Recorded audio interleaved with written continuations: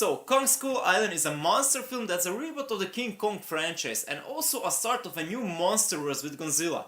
Because you know, today everything has to be a part of a larger universe accompanied with a post-credits scene. The movie stars an ensemble cast consisting of Tom Hiddleston, Samuel L. Jackson, Brie Larson, John Goodman and many more. Let's get to the point of this video, and that is the music. The soundtrack is composed by Henry Jackman, who is perhaps best known for composing superhero movies like Captain America Civil War and Winter Soldier, X-Men First Class and Kick-Ass 1 and 2. But he also scored some more intimate movies like Big Hero 6 and Captain Phillips. Now, seeing his rich superhero resume, he was obviously a great choice to do the Kong Skull Island movie, because King Kong is also a superhero in a way. But does he bring his A game for this movie? Well, let's find out. The movie opens with the pieces called South Pacific and then the beach, and we immediately get the tone that Henry Jackman tried to create for this movie. For the action scenes he used drums with strings and heavy brass sections, for the more personal scenes he used strings, and for the suspense scenes he used flutes accompanied with core in the background, like in the beginning of the piece called The Temple. The score has also some guitar parts, like in the piece called The Island, that brings a psychedelic tone to the score. Combining all those elements, Henry Jackman tried to create a 70s Vietnam War era score, and that tone fits in a way for the movie. But I have to disappointingly say that my biggest problem for the movie in general is the music. And that is not a good thing to say if you are reviewing the soundtrack for the movie. The film uses so much popular 70s and 80s rock songs that it is ridiculous. I'm serious, for the first hour and a half of the movie the songs are in every other scene. The scenes are basically cut like this: first the explaining scene, then the large action scene, and lastly comes the rock song.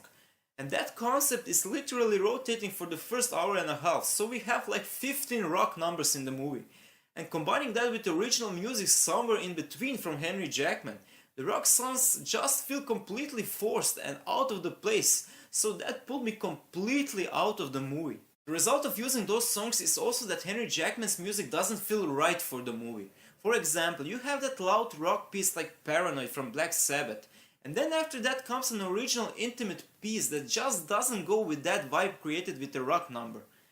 Luckily for Henry Jackman, those songs won't affect the final grade for the music in a big way, because this is an original score review. But I had to mention it because those songs affect the vibe and tone of the movie and then the score itself. Now, my biggest problem for the original music from Henry Jackman is the lack of memorable themes. And if you are scoring music for a character like King Kong, then it is a big disappointment when you leave the theater and you cannot remember any musical theme. Comparing that to the score that Alessandro Desplat created for the recent Godzilla film, and that is perhaps the best comparison to do.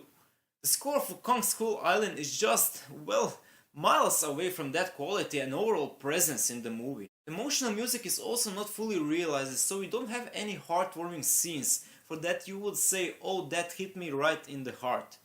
The only positive thing I can say for the score are the action scenes, and I also really like the use of drums and guitars, which gives it a nice innovative element. But that is really it.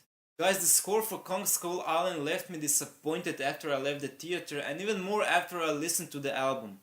Because of the heavy use of rock songs, the tone of the score is not right for some parts of the movie, it lacks from a theme for the titular character, it's not memorable in any way, and the only positive is perhaps the action music.